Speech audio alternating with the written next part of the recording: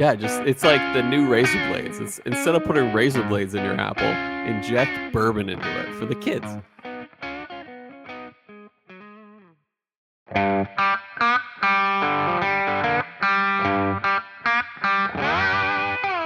Welcome once again to Chill Filtered, the podcast where we drink whiskey so you don't have to. But you probably should. You probably are. Hey, that's why we like you. Drinking something fun this week, something different. I'll tell you that. It's different. We'll find out that part in the history. But before we get to anything, before we get to the whiskey, how we're doing, how's life, how's all that stuff, here's how you can support us. All double up from last week. I think it was the same one as last week. Write us a review on Apple Podcasts. Nice. I didn't check if anyone did, but maybe someone did, and they wrote like a scathing critique of our inaccuracies and our meandering again. I hope so. They didn't, yeah, I hope so. Hope we can talk about it all the time. Yeah. And otherwise, that's how to support us this week. And maybe if there's like some other, if you're specifically already left one on Apple Podcasts, then maybe you can go to your other venues of podcast and leave a review there. Which would be very grateful for. So that helps us. It helps people that are checking out whiskey podcasts to be like, oh, a lot of people like Chill Filtered, except for that one guy, Mitzelperk. Or a lot of people don't like Chill Filtered. Maybe I should see what's up with that. Yeah, exactly. What's going on there? So that's that. That's how to support us. So otherwise, Brian, time is of the essence. Time is near. The time is nigh. Or whatever they say, kids these days. You're about to have a baby. Yep. What's that like? I'm sure I've said this before, that we're pretty much good to go, but we really are now. Much shopping has been done now, and we have all the stroller and car seat and everything.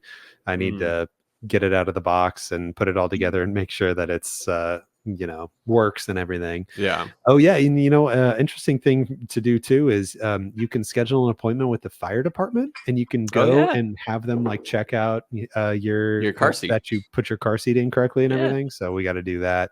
That's on the to-do list. There are many things on the to-do list, but are we ready? Yeah, we're totally ready. We're as ready as we're not gonna be, I'm sure there's just a million things we have no idea. Yeah. But size is good. Everything, like when they do the ultrasounds, Chickpea is looking great. Yeah, she started off pretty small, but as the small's all the rage. As the appointments went on, she was increasing in percentile a lot. What percentile is she at now? So I think the last one was actually a while ago, the last ultrasound, and she was up at about 73. Oh, so she's got that height, that rat height.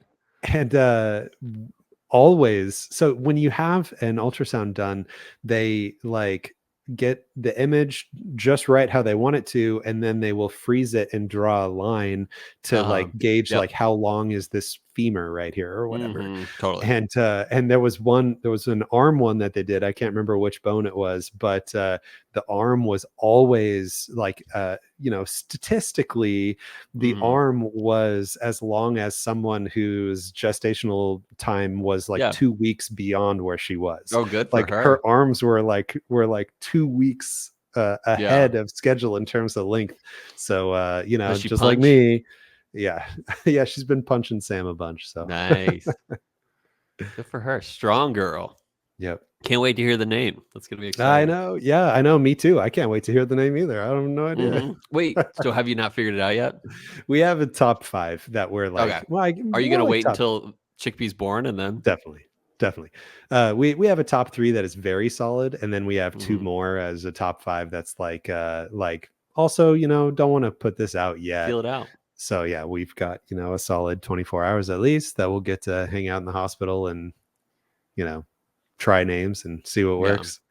Keep saying names until she looks up and is like, what? Yeah, huh? Be like, I'm trying to think of funny names for girls. Bertha, Elsie, and then Eartha. What was your one? Elsie. I don't know. I'm just trying to think of cow names now. Bessie, that's a good one. Yeah. No, Bessie's totally not on the list. No. I don't know sorry to ruin that. Yeah. You're like, quick, Bessie, we gotta change. Bessie would be cute for a little girl though. Maybe It when does she's like sound an cute. older grandma, that would fit more. But like Bessie in the Yeah, meantime would be kind of cute. it would be cute. Yeah, Yeah. Especially for a little skinny girl. That'd be funny. You're like, you call Bessie. you Bessie? Yeah, Big Bessie, tiny little Big girl. Bessie. That's great. No, that's exciting, man. I mean, Yeah, it's for go sure. time. I remember Yep. like I felt the same way you did, where it was like, I don't know what's gonna happen, but I feel like I'm ready, Right. And it wasn't nothing surprised me. And okay, so are you gonna be able to be okay in the delivery room? Are you one of those Yes. squeamish guys? I think I am one of those Uh-huh. squeamish guys. Really? It's good to recognize. Yeah. There was one time, so growing up, my Yeah. mom had some minor skin level something done, and at Mhm. the time, my brother thought he wanted to go into some sort of Yeah. doctor field, and Mhm. so they were like, "Here, you want to come? You want to come watch?" And so, like, he was all like, "Heck yeah!" and he Mhm. was all curious about it and everything. And I saw that knife go in, and I saw the knife cut down, and I felt my legs like get real weak. That's funny. I was like, Do you I need to does sit down. blood does blood make you No, feel that way? no, not at all. So That's like, I good. don't know. I really don't know how I'm gonna feel. Can you watch you get a needle for a shot? I typically look away. I Yeah, can I'm watch, either and I way. I don't get like sick to my stomach or anything, but Mhm. I'm like, I'd rather not look at that. Yeah, yeah, So yeah. Yeah, I yeah, we'll think see. I'd prefer not to, but I can. Yeah. We know Um, Sam definitely wants me up at her shoulders like the totally. whole time anyway.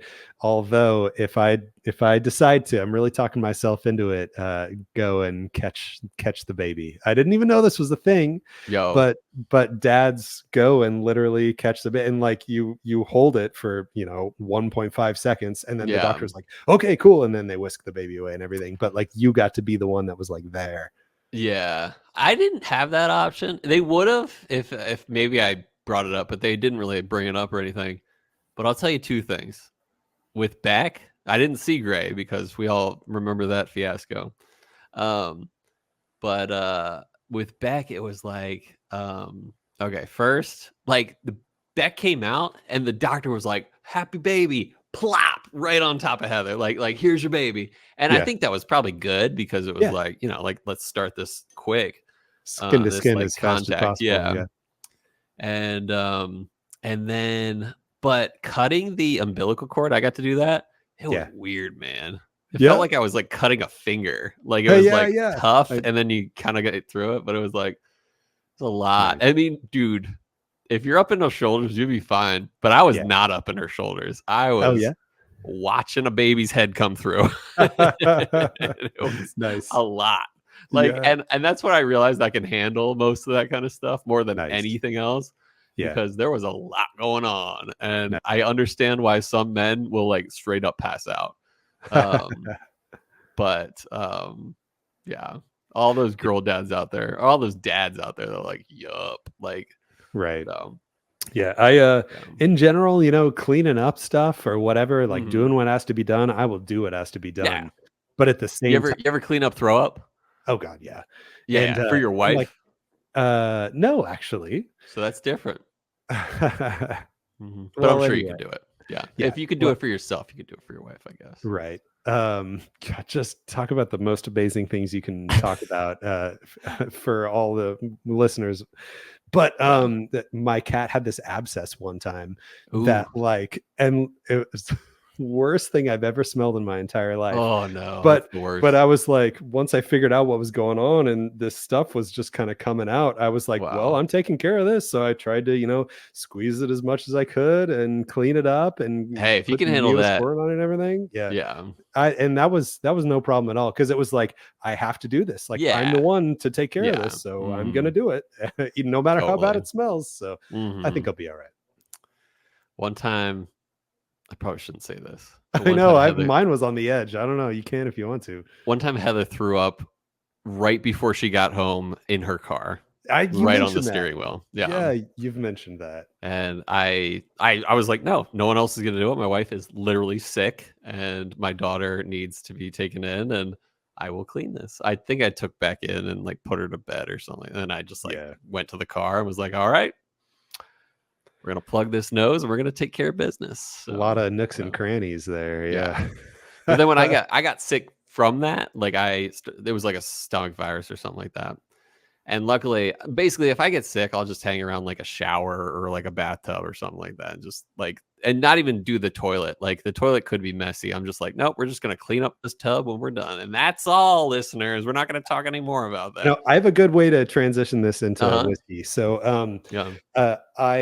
a buddy of mine was like, hey, I might know a guy who would be able to, secure some of the new Little Book for us. Okay. The Little Book Chapter 8. And it's Jonathan. And so Jonathan was like, does anybody want in on this? And I was like, no, I'm good. Like, I think I'll be able to, catch it at Total Wine and no problem.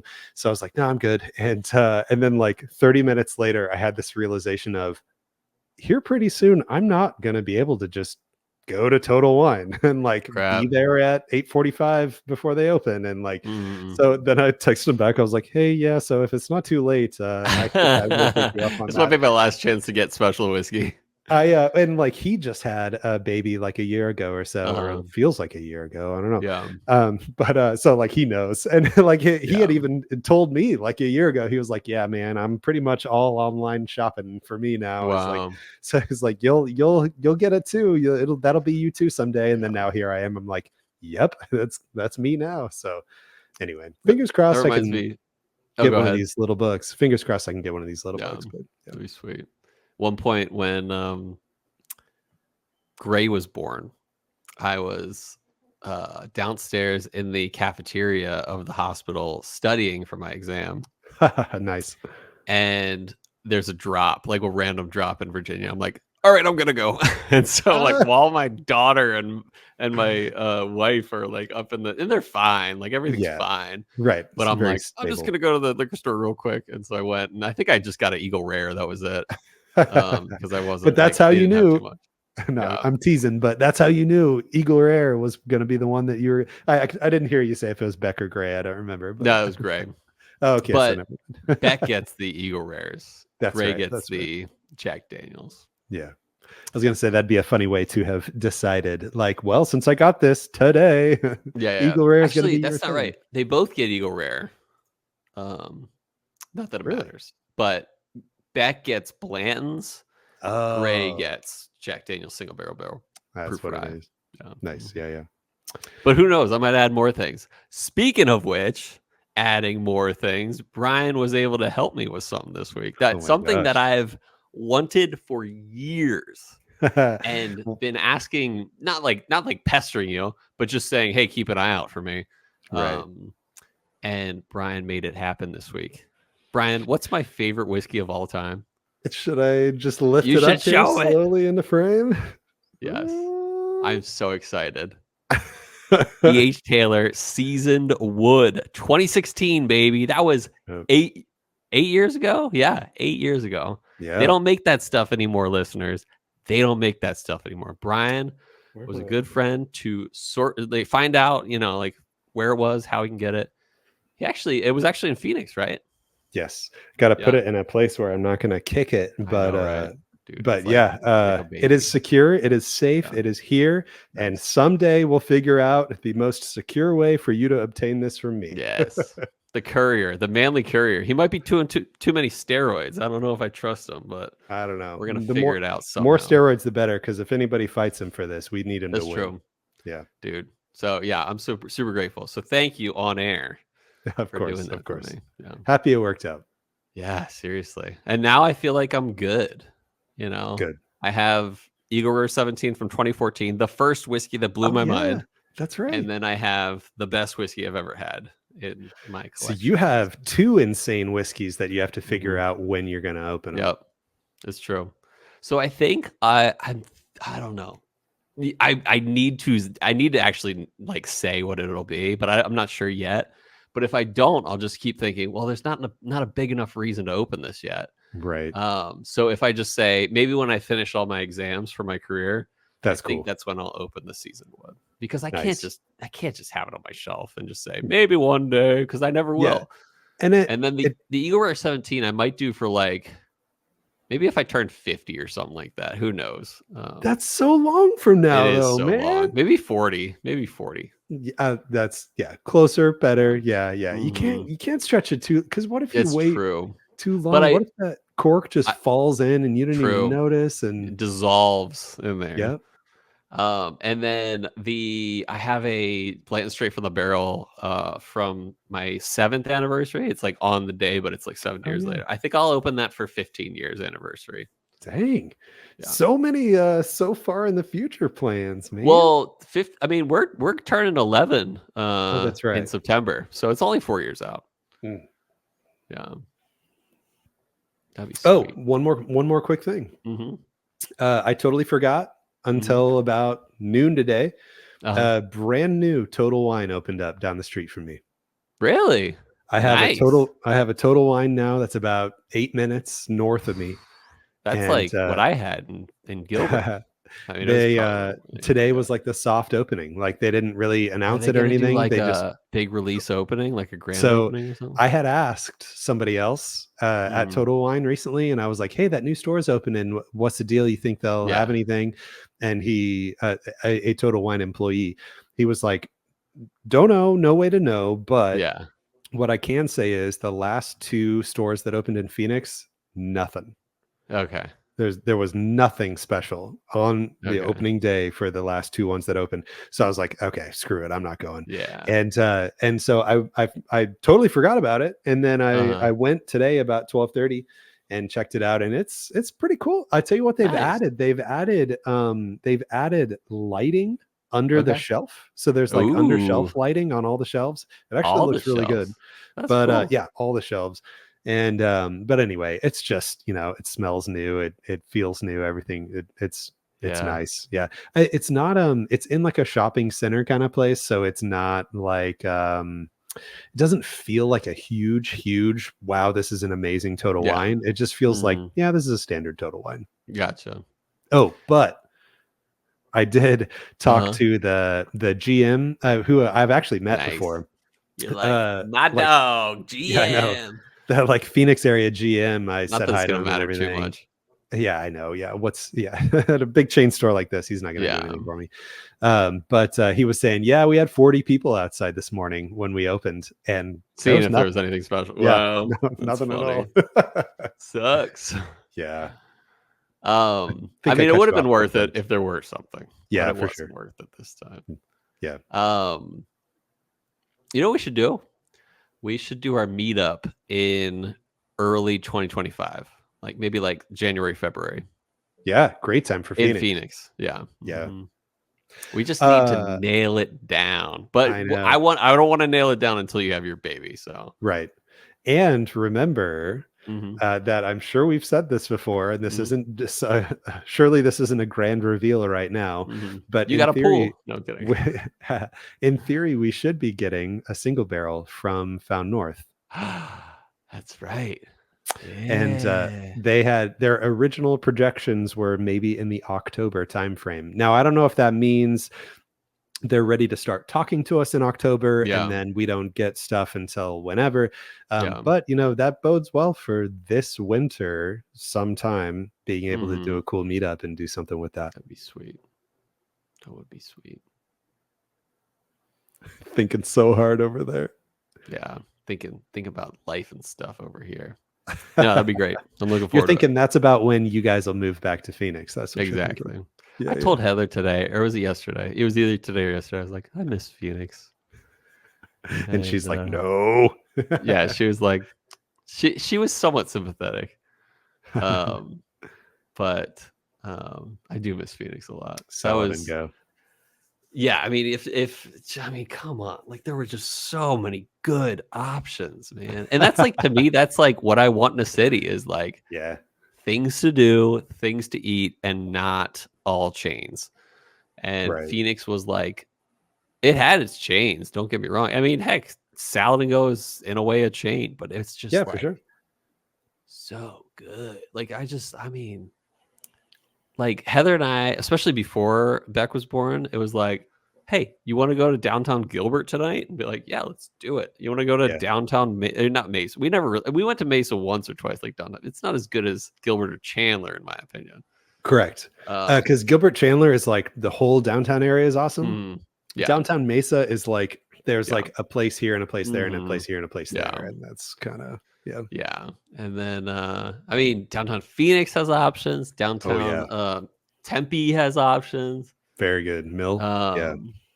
Scottsdale. Come on, man. And they're all within like 30 minutes at the most. I mean, like, from where we were at least. So, man, I miss that. Like, that to me is what I want in a city. And I loved Madison, loved Boise, loved a few cities that I've lived in, but Phoenix was just above and beyond. And I don't know, I could go on, but well, when you get here, we'll do the show in person then from then on. So that'll be cool. We'll get a studio. Yep. All right. Entry buzz. Yeah. What do you got? So, what we're drinking today was distilled at a prominent Bardstown distillery. Prominent Bardstown distillery, you say? So I'm drinking something strength. From a prominent Bardstown distillery. Are you now? Yeah. This is my favorite single barrel pick ever. Oh, cool. And I have tried lots, and this is the best. It is a 10-year from Trevor's. I think I heard a rumor it was the first Elijah Craig single barrel pick in the state like a couple years ago. If it wasn't the state, it was like, maybe it was just that it was the first single barrel at Trevor's. But good Lord, this is so good. This is just the best by a mile. Nice. Is it better than B5 or B923? C923? C923, yeah. Yes, I have only blinded it once, but I picked this over C923. It went C920 and then this, and then C923, and then something else. Yeah, I picked a random one on my shelf that was open. Nice. I have A122. Nice. 120.8 proof. Well, hopefully this gets us in the right mood here. Yeah, set the mood. You know what I'm saying? So let's do it. Let's scoot on over to our next segment of the show, but not before we take a quick break.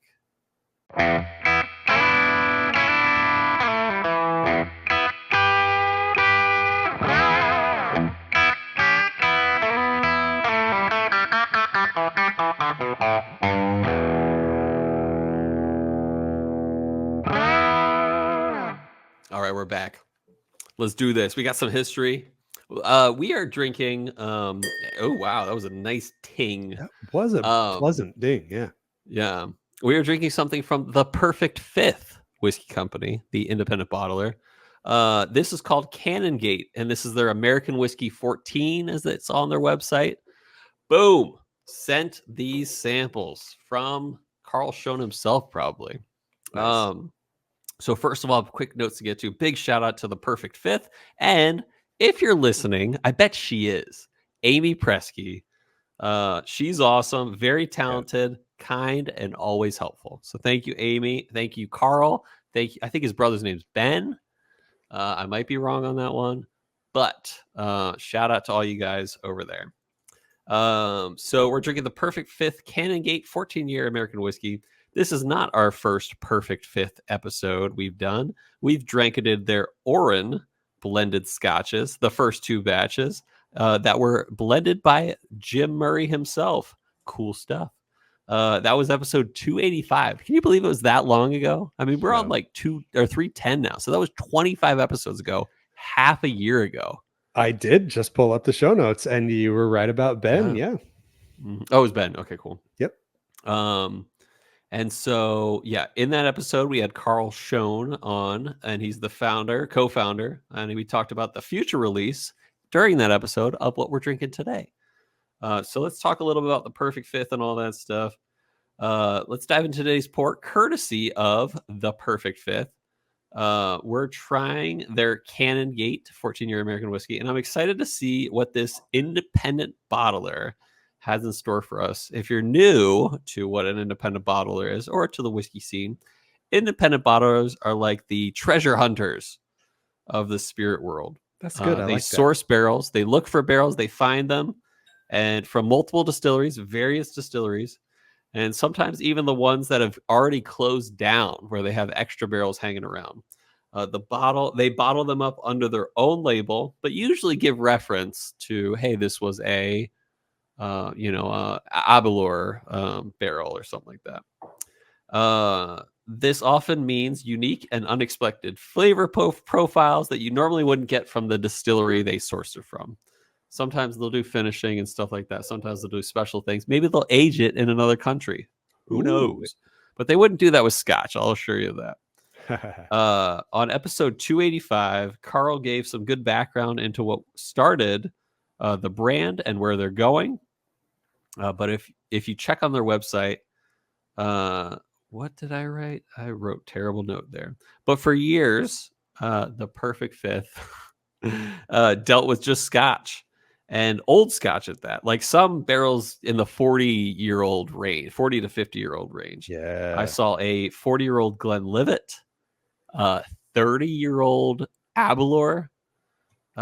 Big age, big names in the Scotch world.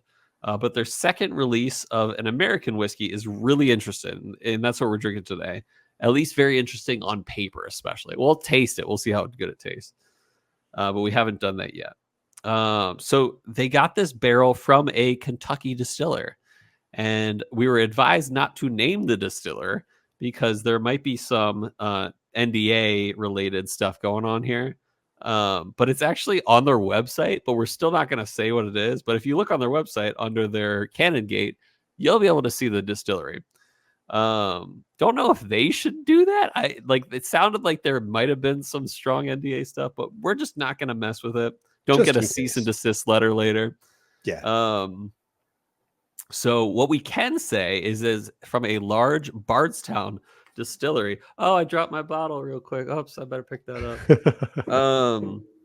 And large Bardstown distillery, one that's been around for a while. But yeah, if you're really wanting to know, check out their website if they don't take it down. And to be honest, yeah, like I said, Brian and I were unsure if it should be listed on their website.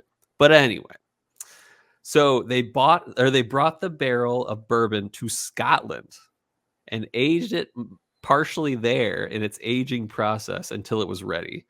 That's what makes this Canongate release so unique. So this is funny. On their website, there's a mention. If you go to their Canongate section, I'm in there right now. Yeah. So not just Canongate 14 year. Like if you go to Canongate section, it says Canongate 14-year American whiskey, and then below it says in the subtitle it says 14-year-old Scotch whiskey.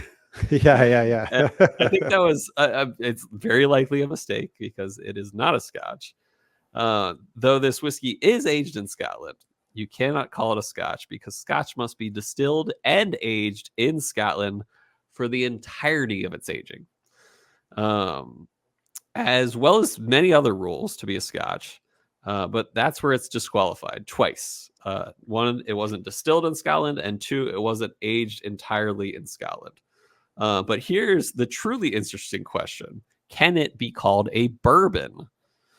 No, the answer is because bourbon needs to be aged in the U.S. And so can it even be called a American whiskey? And I actually don't know the answer to that. Maybe. I did a lot of research. Since American whiskey is a very nebulous term and it's kind of a catch-all typically. But when I did search Google, I said, does American whiskey need to be aged in the U.S.? Google kept pointing me to bourbon rules as opposed to American whiskey rules. So Google kept doing that. And so I just didn't know the answer. But here's the thing. I wouldn't be surprised either way if you can call it an American whiskey or not.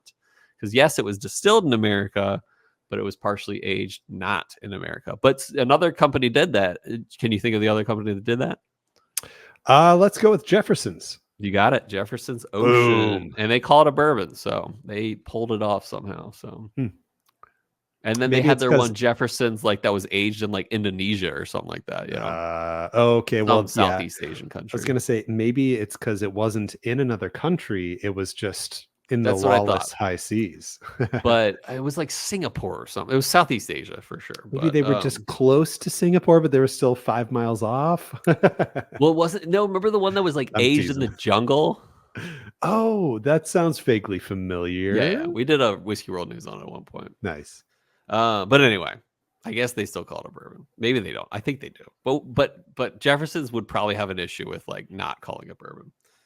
Anyway, I wouldn't be surprised though if it were like disqualified technically. There's just not enough obvious laws. But we just got to go with it, you know.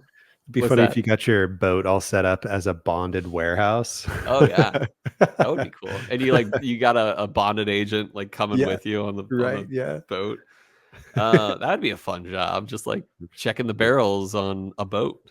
Yep. But here's the difference in summer temperature in Scotland versus Bardstown. In July, usually the hottest time of the year, Bardstown reaches average highs of 87, average lows of 66. In Scotland, at least in the Highland region, I just picked a city, Inverness. Average highs are the average lows of Bardstown. So you get to 66 high, and you get to about 52 low in average temps in July in Inverness, Scotland. Much narrower spread, yeah. Yes, yeah, and I mean, like in July, 52 degrees Fahrenheit. That's not that warm, you know. Yeah. So that's a big difference, and that is why I believe this 14-year-old cask strength bourbon is so light in color. That's light, dude. Yeah. Let's compare that. I got you right here. Yeah. Guess which one is the Canongate? Exactly. Yeah, you can tell there. Yeah. Not that, this is obviously, Elijah Craig juice, but where was I? Where did I leave off? So let's get into it. What we're drinking today, that we're drinking the Perfect Fifth Canongate 14-year American whiskey. This is their second release in the Canongate American Whiskey releases. There is another Canongate. I forget what the Scotch they had with it. I thought it was only American, was Canongate, but there's one that's like not. I didn't know how it worked, but the other Canongate is an American Whiskey 11. No, there's another. There's three. 24-year-old Scotch whiskey. Yeah. I don't know what's going on. Like, why didn't they put that in the regular Perfect Fifth lineup? I don't know. I kind of looked into it too and couldn't figure it out. I'm certain on our episode in December, I asked him, like, tell me what the essence of Canongate line is. So I'm sure the answer's in there. I just don't remember, unfortunately. It's in there. Look back at episode 285. Bottled at 128.8 proof, 64.4%. Aged 14 years. It went into the cask in 2009, came out in 2023. According to their website, it looks to be a single barrel. Actually, they don't call it that, but it is only one barrel that they got for this. We might assume that it is 78% corn, 12% malty bees, and 10% rye, but we don't know. But we might assume. That is an assumption. Yeah, it is an assumption. Don't call us on that, and don't say we're full of inaccuracies. There was only 232 bottles of this made, and total wine price likely not sold on Total Wine, but their website $175 for a 14-year, which isn't terrible, especially for one with such a unique story. Yeah, I feel like it's got the story backing to the juice to add that little surcharge of like, you get to tell a cool story when you pull this out and share it with your buddies. 100%. So I think that's how many people say they have a American or a bourbon basically that was aged in Scotland. Yeah. I did pour mine already, as you saw. While you were talking, the one thing that I think I remember, not 100% on this, but I swear that Carl said it aged 3 years in Bardstown and then it aged 11 years in Scotland. So that might be true. Might be true. Again, but they've only been a company since like the pandemic. The Perfect Fifth. Right. So Perfect Fifth would have bought this cask as it sat in Scotland, wherever as it was already in Scotland. Yeah. Yeah, it was not like a brainchild of the Perfect Fifth to do this whole shuffle. I think the shuffle happened, and somebody somewhere was like, I don't know what I'm going to do with this thing. And Perfect Fifth, like, I know what I'm going to do with this thing. Yeah. Does this smell like Barton juice to you? Maybe Willet juice to you? Maybe Bardstown Bourbon Company juice to you? What other distilleries are out in Bardstown? I have no idea. I'm not going to go off memory on that here. But the nose, though, there's a really cool red fruit thing going on the nose.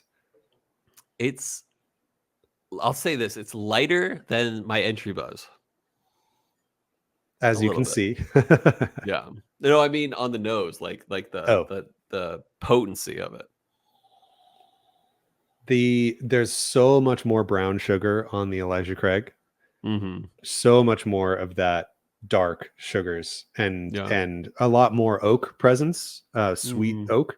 And this one is lighter and fruitier and a little floral. It almost smells a little more on the Four Roses side of things, just like in terms of what Four Roses typically smells like to me.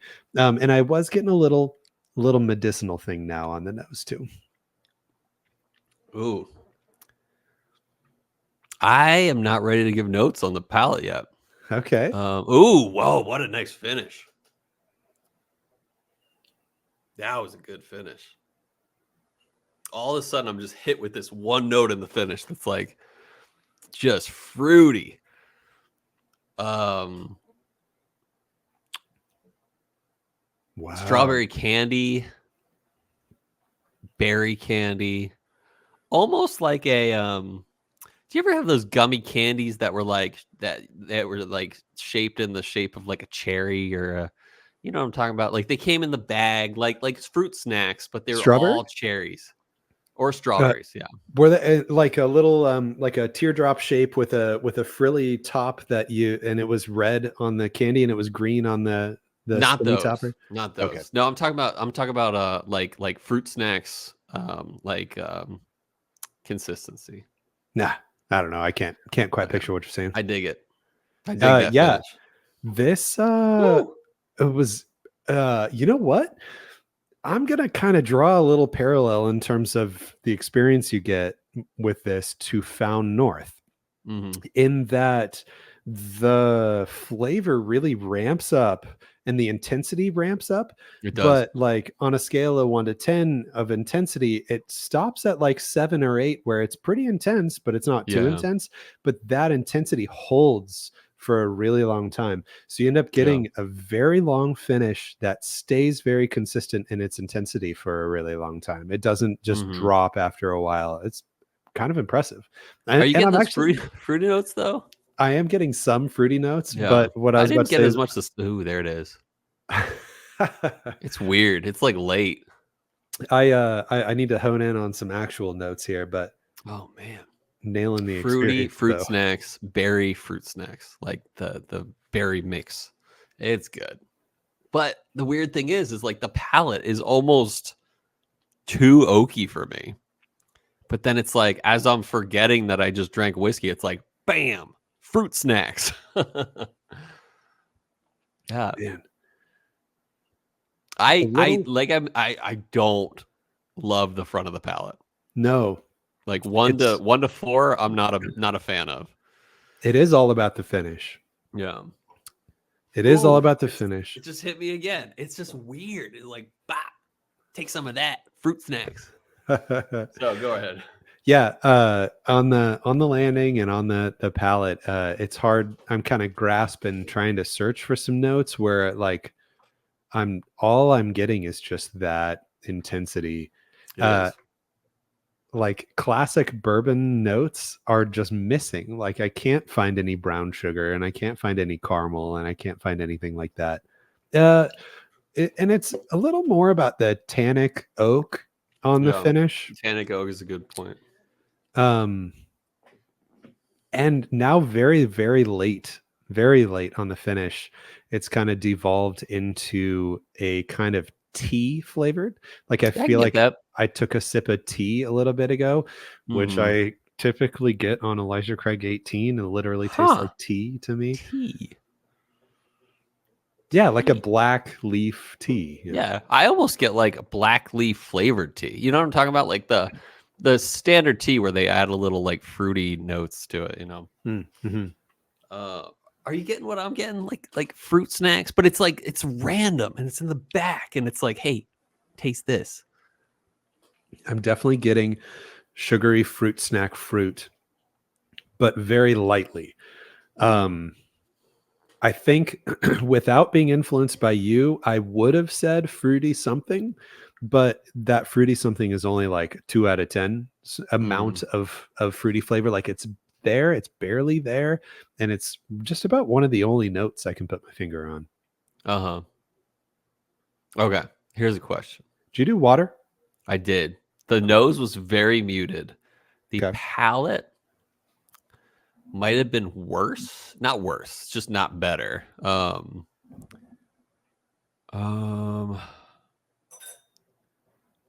Yeah. I don't like water as much as I did neat. It's got a bitterness to it as well. Okay. And I'm not getting those fruit snacks punches in the mouth. took away your fruit snacks. On the nose. I'm a little Those are kind fighting of words in my game. I'm a little dry hay on the nose now with a little bit of water. Lost some of its buttery richness.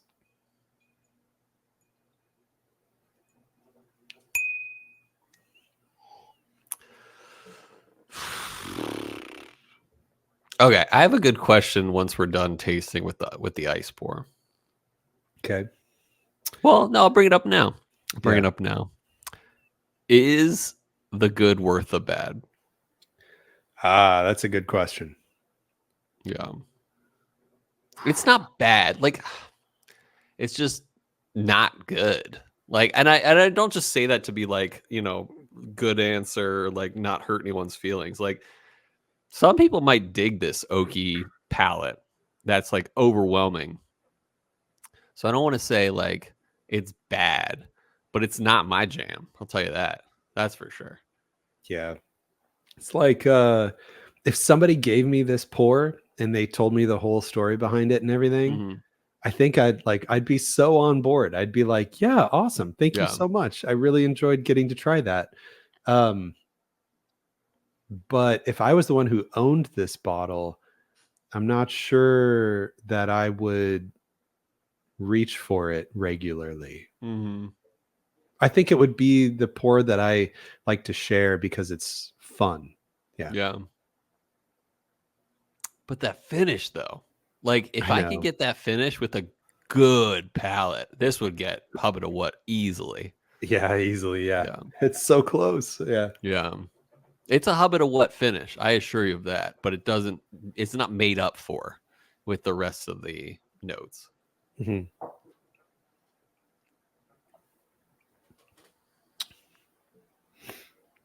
Much more bitter with water. Okay. Yeah, that's what I agree. And I just did this now. I saw you do it earlier. Both of us are trying to give tasting notes like immediately after taking a sip. Yeah. And both of us have kind of like almost choked a little, which is a testament to how like impactful the finish is. Yeah. Again, it's not overly intense, but it is very intense for a very long time, where both you and I start to talk after the typical amount of time after sipping, and we're like, our throats are like arrested. Yeah. Right. I'm going ice. Go ice, because I already went ice. Nose with the ice. It's better than the water so far for me. A little sweetness, but the oak's there, but similar to the neat pour. Now on the palate, with the ice, it is better than the water to me. It is not as bitter, sweeter, but still not like super blow your mind or anything. Now, that being said, the finish with ice for me, I didn't get any punches in the mouth by fruit snacks. So neat pour for me is the best so far. Oh, but I man. might take a few more sips. I'm digging the ice, actually. Mm-hmm. The ice nose is very, very tea forward. A little sweet tea almost. It's like a sugary tea on the nose. And the palate impressed me because with the ice, it still stayed viscous. Uh-huh. And it still stayed, there was a lot more sweetness to be found. Yeah. The finish obviously did not last nearly as long. It's almost Mhm. like it traded the finish intensity to be able to find a lot more sweetness mid palate. That's Yeah. how the ice is for me. Yeah. Yeah, it's got a weird oaky finish for me. It's like almost like a chocolatey oaky, which I'm not always a fan of. Are you getting that? As soon as you said chocolate, just Yeah. immediately I see that chocolate. Yeah. Would not have figured that out on my Mhm. own, but as soon as you said it, I was like, oh my gosh, yes. Yeah. Interesting. Don't love it with the ice. But it's all right. All right, score time. Score time. I have a score. I'm thinking, but I genuinely don't think you're going to influence me. So you can go ahead. Okay. On the number scale, it's 8.2. That's not a high score. I gotta be honest. The finish is amazing, but it's also faint. It's also wispy. It's like I'm not getting a straight fruit snacks on the finish. It's like here's a little taste of fruit snacks. It's like here and there. It's like, and it's not consistent. It's like here, taste the berry fruit snacks that you love so much.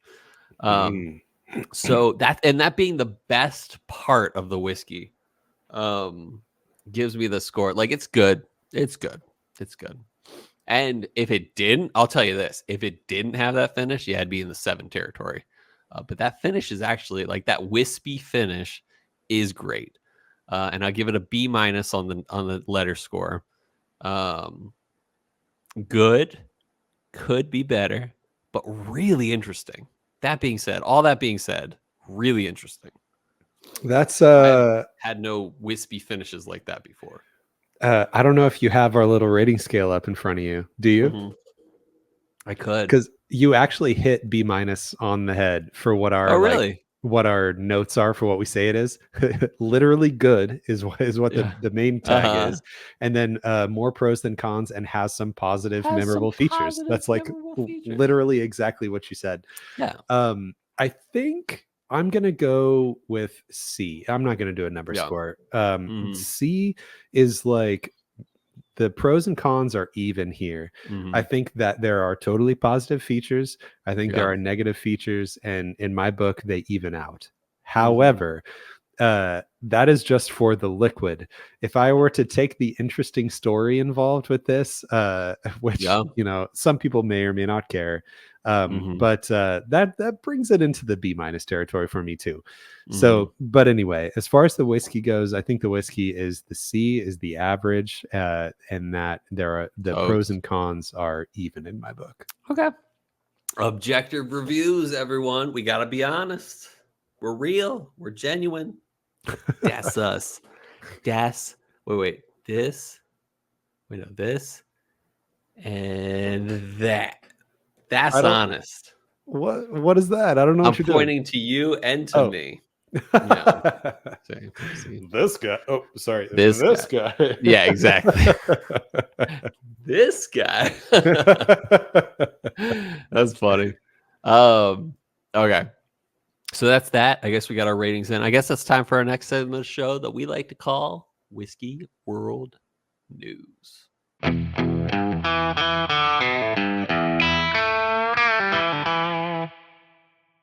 Welcome back, everybody. This is Whiskey World News, where I'd normally read an article, although I have not been reading articles a lot lately. Today, I'm reading an email.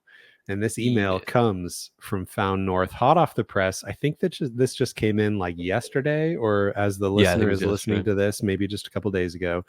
So Found North says, batch 9 pre-order update.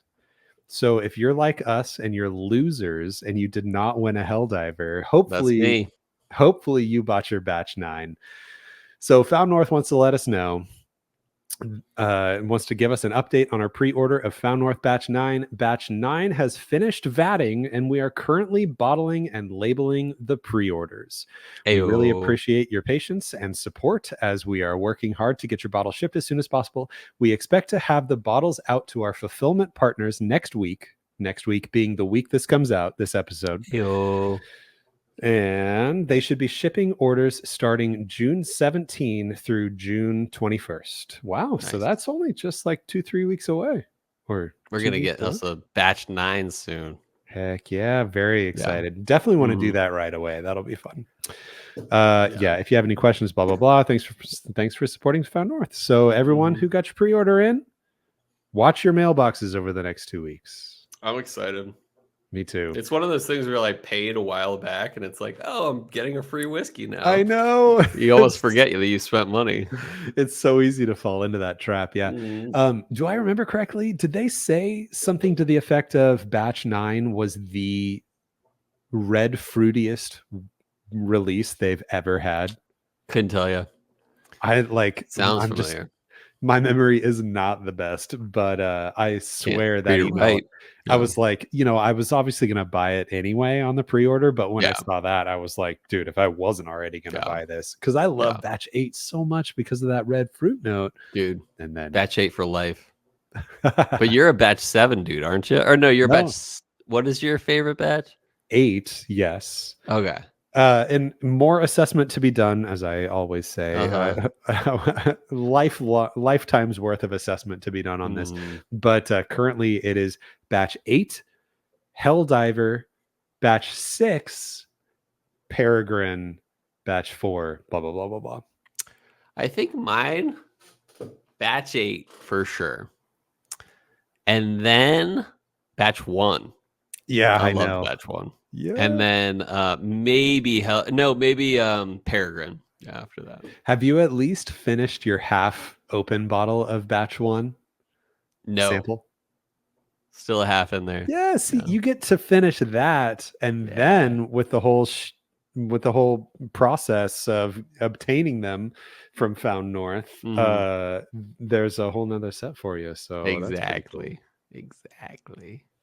What I thought about, I was like, maybe we should just put it in the pool for Reentry Buzz, but there's only 1.5 of everything, so it wouldn't be good to have 3/4 of something, a lot of things in there. So there are a couple 3/4 full bottles. Did I say a lot? Yeah. There are a couple 3/4 full pours, but fortunately, there's enough 3/4 that I don't remember what is 3/4. That's true. If there was only one 3/4 in there, think about it. I'd probably remember what it is. So actually, if there is more than 1.5 of certain things, I might just send you them and just put it in the pool.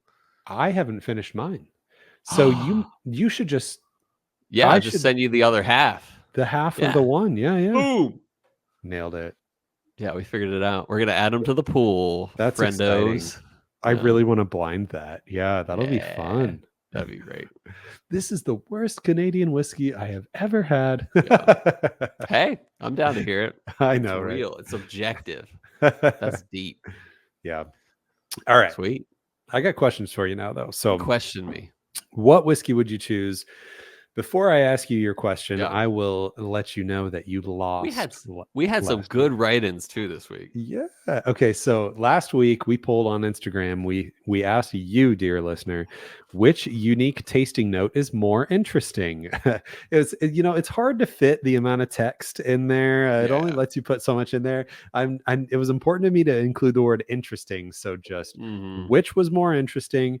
Your answer was vibrant fruit, like in Barrel Mizunara, and mine was grilled pineapple in the Starward versus Lagavulin. And turns out we have some unique whiskey drinkers amongst our crew here. A lot of people like. What was the percentage? Malts. Did you destroy me? It was 71 grilled pineapple to 29. Wow. Yeah. That's So a anyway, landslide. that's cool though. Because I feel like, a lot of people in whiskey culture prefer bourbon and classic bourbon flavors totally. and would prize vibrant fruit notes, but chill But who filtered wouldn't like listeners. grilled pineapple? You know what I'm saying? Yeah. Right. Pineapple is the greatest fruit. Takes an educated palate like chill filtered Totally. listeners Yep. to distinguish the grilled fruit note. So thank I you, like everybody. that. Yeah. We got some write-ins though.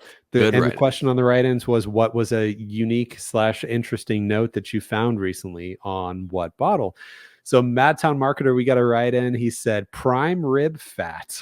I love that because I prime know. rib has a flavor I know, more than yeah, other totally. meats. And it's like, I can't even imagine. I mean, it's got to have some smokiness, maybe. I don't know. I'm trying to imagine how I could get something in there. What was his pour again? So he said IB Mortlock. I don't know anything about that. That's a Mortlock is a Scotch. And I wonder if IB stands for something. I was hoping you would know, Mr. Scotch man over there. No. All right. Well, Bro Askatestuasa says lime jujube. Lime jujube. Love that. In a Woody Creek rye barrel pick. Seinfeld. I should know this. It's where Elaine's boyfriend is like in the hospital and she rushes over to see him. But first, before she rushes over, she gets a box of jujubes from the like wherever she was. Yeah. And then he's offended when she didn't immediately run to the hospital, but rather she stopped somewhere to get jujubes. That's great. It's so like the Seinfeld script is so simple sometimes, but it's so amazing. Right, I know. Yeah. But I can see, if you're gonna get a lime flavor on anything, I can see it on a rye. That makes a lot of sense. What was his rye again? The rye was a Woody Creek rye barrel pick. Oh heck yeah, that's a Colorado distillery. Nice. Kilted 518 Miles Ferguson Actually, says, we have some Woody Creek in our pool. Hey, I knew the name sounded familiar. We need some Mortlock. They're pretty close to Vail, Colorado. Yeah. Nice. All right. Kilted 518 Miles Ferguson says prunes. I can get prunes. One of the mini Give me a notes. Good scotch. Oh, wait, what did he say?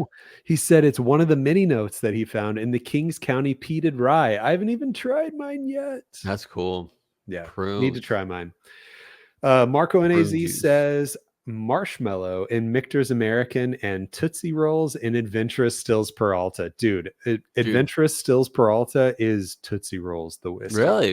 It's been a while since I've had that. It is dry, chalky Tootsie Roll. So the biggest marshmallow note I ever got from a whiskey on the nose, because I never got to sip it, was Michter's 20. It was pure marshmallows. Yeah. Something about Michter's and marshmallows and like, especially Mickey the toasted, Mickey toasted Marsh. Stuff in general has that sweet marshmallowy. Yeah. But Michter's, I guess, just does it right. Dramhound. Let's go Dramhound. He says like basil. Basil Hayden's? No, just basil. He said, it took me a few minutes to realize what the note was, but he found it interesting in a rye. And that rye was a New Holland rye barrel. Oh, sorry. Holland, baby. New Holland rye barrel proof. I like that. He plans on getting us some also. Nice. Oh, what a baller. Yeah. Give me a friggin' moment. We love Dramhound. Dramhound's been there since the beginning. What a baller. Yeah. All right. We got Embellish Pod, John Hughes, with a very interesting one. Brace yourself. He says, sweet Thai chili oil. I like that. Yeah. He said he was in the tasting room at the Augusta Distillery a couple weeks ago. It was a 4-year, 65 corn, 25 rye, 10 malted barley. Wow. It was 113 proof, single barrel, and it tastes like sweet Thai chili oil. And last pad Thai, let's eat. Yeah, last but not least, we got whiskey drinking panda. So pandas prefer raisin cinnamon bread from a Starlight Amburana finished bourbon. Now that I can see. That I can see. Yeah, with the cinnamon, absolutely. And thanks Joey T. Yeah, and so now my question to you is, bring it on. This week's question is, what is your favorite food item made with whiskey or some food item that is whiskey flavored? We're talking about food today, but we're talking about whiskey food. So what you got? That's cool. So before I give my answer, funny thing happened today. I like apples. And someone in the audience is yelling, "Well, how do you like them apples?" Or better yet, "Well, I got a number." But I do like apples, and I typically eat an apple a day at least one. And yes, someone else is yelling in the audience saying, "Well, I guess that keeps the doctor away." Yeah. When was the last time you went to the doctor? If I wasn't mid-sip, exactly. that would have come out of my mouth. Yeah, it's been a while because doctors are hard to get appointments with lately. So, but I was eating this one apple today. It was a pink lady, my favorite. Oh yeah. And it tasted like bourbon. Like not the whole thing. It was almost like they like syringed a little bourbon in it. I was like, I've never experienced this with apple today or ever. Need to do that now. Yeah, it's like the new razor blades. It's instead of putting razor blades in your apple, inject bourbon into it for the kids. I gotta write that one down. But anyway, I like making caramel. Like I can make a mean caramel. Caramel apple? So like no, just like for like I can do either a caramel for like soft caramels. Like I'm a confectioner at heart. Nice. Yeah. I like making caramel, but I like making caramel for like ice cream where you just pour it on top like a soft like pourable caramel. Yeah. So I do that, or maybe like a soft caramel, but I don't go hard. I don't go hard on the caramel. But you make the caramel hard by putting whiskey in it? No, you make it sexy. Yes, you add you add some bourbon and you add some sugar and you add some butter, and then by the end you're maybe adding a little bit of like heavy cream to it. So nice. So what is the most interesting whiskey you've made caramel with? That's a good question. I don't go too crazy with it. I probably just Buffalo Trace. Yeah. Totally. Go to. Yeah. What about you? So funny you mentioned apples in particular. Oh, my bad. Yeah. Funny you mentioned sexy. So yeah. I was like Googling around. I was trying to remind myself, like, what do I like that's like whiskey food? This sounds pretty good. And I saw this recipe for apple fritters. Ooh. With like whiskey, like glaze kind of thing on it. Yo. Oh, man, they look so good. But that's not what I'm going with. I'm going with whiskey candied pecans. So this would be pecans, as so John Hughes might say. Like Christmas time, like the brown sugar butter pecan deal. Well, but with like you've whipped your egg whites and then add whiskey to that and then glaze you can that whip my egg whites any day. Yeah, man, you're just on fire right now. That's a lot dirtier than it even sounds when you really think about it. All right. So anyway, whiskey candy pecans, man. It's like love it. And love me some candy pecans. It's like you've been to New York or somewhere downtowny where they have street side stands where somebody's making candy pecans and everything. Yeah. Goodness. You smell it a half mile away. Like it smells so good. It's like make your whole house smell delicious if you make it home. So that's what I'm going with this week. Pour. Yeah. God, the big sniffs. You're so good at the big sniffs. Sometimes I can't. Sometimes I can. I am drinking the last tiny bit of this Canongate, and I do now think that my most prominent note for this is black tea. I love it. Yeah, you don't get that on much. Yeah, exactly. Except for Elijah Craig 18. Yo, do you enjoy sweet tea? Nah, not really. I'll drink it and I'll enjoy it, but like I'd never choose it for myself. Have you ever had sweet tea and bourbon? No, but that sounds great. Dude, it brings out like before I quit caffeine, but I could do decaf if I wanted to. Before I quit caffeine, it was the best. It brought out the best in the tea, and it brought out the best in the bourbon. It was amazing. Cool. It was like the perfect synergy blend. Yeah, I can even especially like a peach sweet tea with bourbon. Oh man, that'd be good. Yeah, it was great. Love me some. John Hughes. I don't know why your name came to my mind, but I bet he's tried it. Nice. Dude's tried it. Love it. So anyway, now that we've talked about our what whiskey would you choose, it leaves us next to our 2-pick Tuesday this week. It's gonna be a doozy. Yeah. We have a Coy Hill release from Jack Daniels. That means high proof, y'all. This specific Coy Hill single barrel from Jack Daniels is 139.0 proof. Shout out to Max. What's his? What does he go by? Max. Boom! Whiskey with Max Whiskey on with the Max. coaster right here. Sorry if that boom was really loud. I apologize. Shout out to that baller. Give me a moment. Yeah. What a baller. And then we're gonna be between that and another big baller whiskey is William LaRue Weller 2023 133.6 proof. So vote with your heart this week. We want to see what you want to drink. We have done William LaRue before. Oh yeah, never done Coy Hill, but William LaRue. I mean, come on. Coy Hill, never tried it, but we're gonna try it. Yeah. So keep an eye out this week, hopefully on Tuesday, and vote with what hits you. Vote with your heart. Vote with your heart. Yeah. Vote with your heart. I hope our listeners do vote with their heart, Brian. And I hope that Coy Hill is as good as everyone says it is. Yeah. I hope that the baby doesn't come between now and then. I know. And I hope that I've at least got, one more episode here so I can go out on a bang, because this could, it could be my last one for a bit, and a couple weeks off probably. Yeah.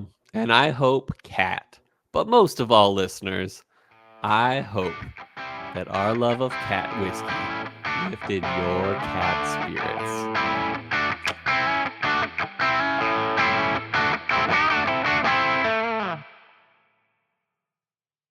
And then blaze you can that whip over my egg whites any day. Yeah.